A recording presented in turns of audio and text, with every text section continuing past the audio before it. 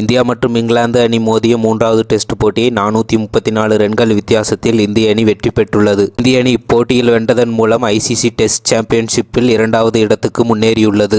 எஸ்என்சி ஜெய்ஸ்வால் அற்புதமான இரட்டை சதம் விளாசினார். குறிப்பாக ஜேம்ஸ் ஆண்டர்சன் ஓவரில் ஹேட்ரிக் 6 அடித்து அசத்தினார். இது மட்டுமில்லாமல் ஒரே இன்னிங்ஸில் 12 சிக்சர்களை அடித்த ஒரே வீரர் எஸ்என்சி ஜெய்ஸ்வால் என்ற சாதனையை படைத்துள்ளார்.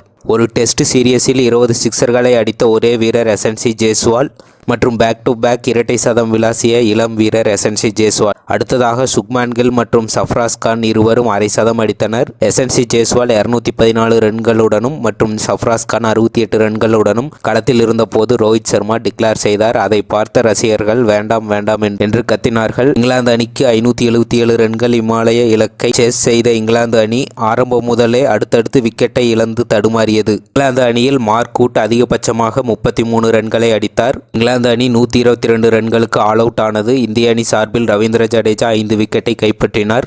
ரவிச்சந்திரன் அஸ்வின் மீண்டும் அணியில் இணைந்து அவரும் ஒரு விக்கெட்டை கைப்பற்றினார். இந்திய அணியானது 2-1 என்ற புள்ளிகளுடனும் முன்னிலையில் உள்ளது. இந்திய அணி இந்த டெஸ்ட் போட்டியை வென்றதன் மூலம் ஐசிசி டெஸ்ட் சாம்பியன் புள்ளிப்பட்டியலில் 2ஆம் இடத்துக்கு முன்னேறியுள்ளது. நன்றி. இந்த பதிவுகள் உங்களுக்கு பிடித்திருந்தால் ஷேர் செய்யவும் மற்றும் சப்ஸ்கிரைப் செய்யவும்.